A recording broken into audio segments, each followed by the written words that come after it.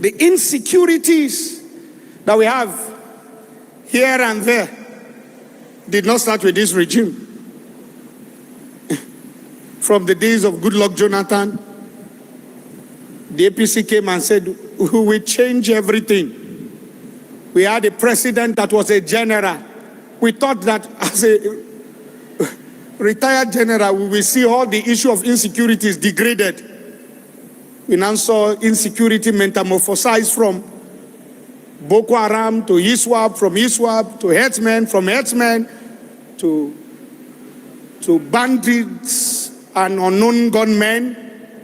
It just decentralized like that.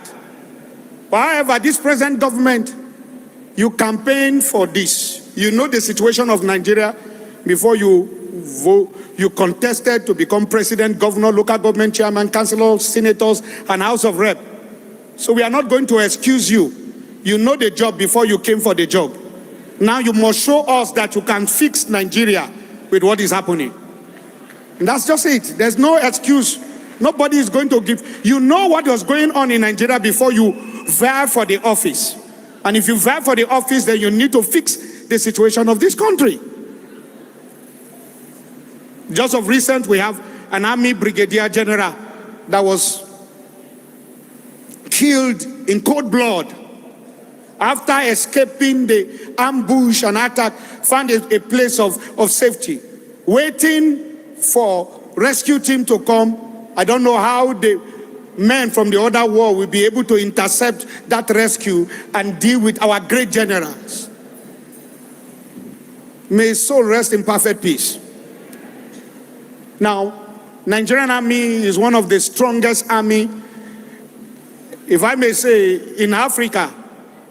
They fought Liberia War and went for peacekeeping, went to Somalia, peacekeeping, went to Sierra Leone, peacekeeping, and they did gallantly well.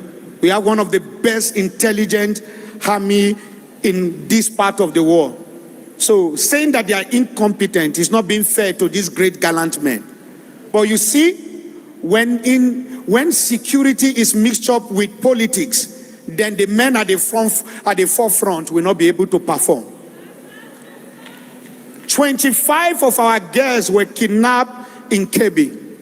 And somebody is saying there's no genocide of Christians. Somebody is saying there's no genocide of Christians. Governor Otom, while he was in Benue, kept crying for the 8 years he was there about how Christians were killed. And he was very, very frank with his words. I was not economical with the truth.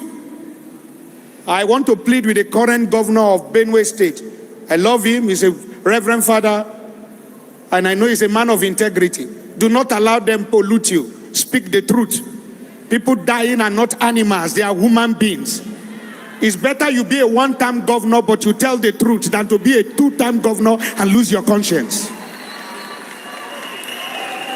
It's so bad. In Kwara State, we have about 37 Christians. I saw an elderly woman trying to even run. An elderly woman, 37 to 38 people were adopted. And I learned that they were demanding 100 million ransom on each of them head. And this is a CAC church, Christ Apostolic Church. They attacked them, kidnapped them. And somebody will say, there's no genocide. And somebody will say, what's the definition of genocide? Genocide. What's the definition? When there is a mass cleansing of an ethnic group or a religion or a race. What do you think is that? They attacked the church and adopted people who went to pray. It's pathetic that in this country, we are staying in this country and have people who are some of our leaders who are voted into powers. What has gone wrong with the security votes that are given to our governors? What are you doing with it? Are you eating it or providing security for all lives and properties? In Niger State here, just after that, while we are trying to take our breath, somebody said 53, somebody said 350 lives again. How do you carry these guests? Where are you passing through that They are going that nobody can intercept if there is no collusion. God is watching you.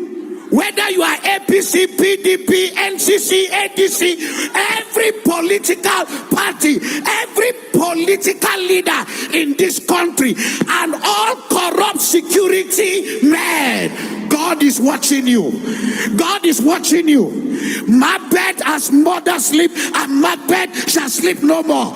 The money you take from all this manipulation, you will not live to eat it.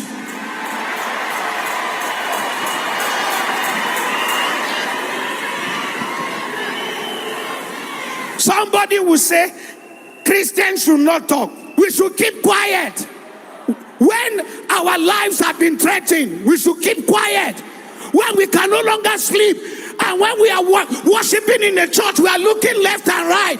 You say we should keep quiet. That devil is a bastard. We will not keep quiet. There is insecurity, and 95% of the people that are killed are Christians.